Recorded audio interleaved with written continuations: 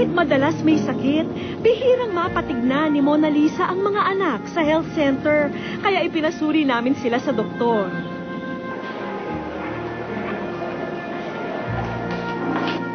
Good afternoon po.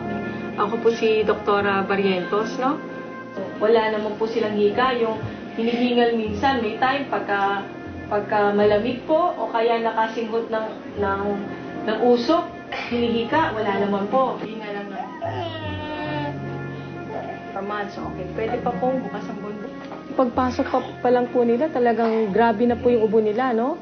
So, tapos nung in-examine ko nga po, yun nga, punong-puno rito ng mga kulani. Sila pong tatlo, no? Punong-puno po ng kulani, tapos ang kanilang tiyan medyo malalaki. Kinakailangan siguro yung nutrition po nila, medyo maayos po natin, no? Siguro, mami, ewan ko lang. Kasi po yung pag-i-scrap po, talaga pong maraming dumi po yun, eh. Tsaka hindi po angkop sa kanilang tatlo. Tapos po sa totoo lang, yung timbang po ni Rafael, medyo mababa rin po, ano? 8 kilos lang po siya for a 1-year-old. Dapat po ang timbang po nila is at least mga 10 kilos. Medyo iiwas na po ng nanay na isama po yung tatlong bata sa pagtatrabaho. Kasi nga po, pag na-expose po talaga dun sa mga medyo mga erosive na mga amoy, syempre yung mga mababahong amoy po, baka mamaya may mga chemical pa dyan sa mga basura na yan, hindi po maganda sa kalusugan po ng mga bata. Hindi inaasahan ni Mona Lisa na napapahamak pala ang mga anak sa ginagawang hanap buhay sa basura. Pero makikiusap po ako sa mga kakilala ko po. Kung ganun po Kung may itulong po sa akin, may ibigay na trabaho. Kinakailangan po nilang uminom muna ng gamot para sa bronchopneumonia nila. Mag-i-start po tayo ng antibiotics po sa kanila, katulad nga po ng nasabi ko sa inyo kanina. Pero may pahabol pa pala si Doc. At hindi lang po ito. Nandito po tayo, hindi lang para magpa-check up. Ito po, meron pa pong regalo sa inyo. Actually, kayo po ay nasa wish ko lang. Ito po, ticket po, papunta pong Dumaguete. So, yan, congratulations po sa inyo, ha? Okay? So, sana po maging maaliwalas na po ang inyong pamumuhay, ha? So, ito po papuntang Dumaguete. Mahalaga po sa akin kasi po gusto ko pong makita ang mga magulang ko. Ang pananabik na makauwi ay matutupad na. Pati kalusugan ng mga anak, mas mapapabuti dahil mahihinto na ang pagbabasura nila. Kinabukasan, handa na ang mag-anak harapin ang magiging bago nilang buhay.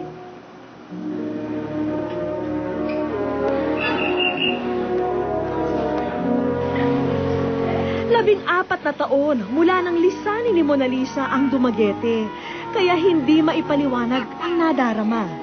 Bahan po ako, natatakot rin po ako. Baka magagalit sila sa akin sa nangyari po. Pero may nararamdaman din po ako na sana matanggap po nila ako. 1 oras mula Dumaguete ang Novalias kung saan naroon ang pamilya ni Mona Lisa. Nakilala namin ang mga magulang niya, sina Mang Adriano at Aling Luding Santillan. Tandang-tanda pa nila ang paglisa ng anak. Wala mi ka, kay wala mi diri, nagtrabaho man kami. Pag abot na mo ikas trabaho, wala na siya. Wa mi ka panghibalo unsa iyang gikaubsan rin na. Dito namin na-discovering may asawa na pala si Mona Lisa noong umalis at dinala niya ang 3 buwang anak na lalaki. Sabi niya, pupunta daw siya sa asawa niya. Susunod daw siya sa Dumaguete kasi doon sa Dumaguete yung trabaho asawa niya. Tapos, hindi na siya bumalik dito. Tapos, umuwi dito yung asawa niya. Tinanong namin kung saan yung kapatid ko. Sabi niya, wala daw doon. Hindi daw pumunta sa kanya. Ako siyang ipasubay ni mo kay dugay ng panahon wala siya mo uli. Gusto kong uli siya. Mula nang lumayas, wala silang tawag o sulat na natanggap mula kay Mona Lisa. Hindi naman natin nararamdaman na wala na talaga siya kasi talaga namin, buhay talaga siya. Tapos yun, sabi niya kailangan ipahanap na naman. Sabi ng mama ko na hintayin na lang natin kung ano na mga resulta sa isang nagpapahula naman sila kung saan na naman daw. Hanggang ngayon, hangad nila ang pag-uwi ng nawawalang anak. Bang hawa mo ko kay balog asa siyang dapita. Wa ko kay balog asa siya Manila ba, Cebu ba. Pero nagbalik-balik ko sa Manila ug Cebu, wala na ako siya nakita. Nung Ginoo na lamay ako ang gidangog nga makita ako siya. May daw sila, may mga dala daw sila galing sa Maynila. Ay gikan sa Manila na kung sila mga dala. 30 kuno pa ubos, ako no kay bawo kung naabot. Sinabi namin sa kanila na may mga ipinauwing taga Dumaguete galing Maynila na biktima ng illegal recruiter. Ito ang paraan namin para muling magtagpo sina Mona Lisa at ang kanyang mga magulang.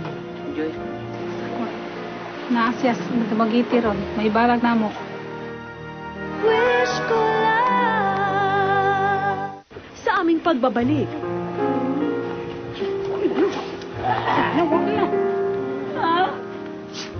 Buwag na kita.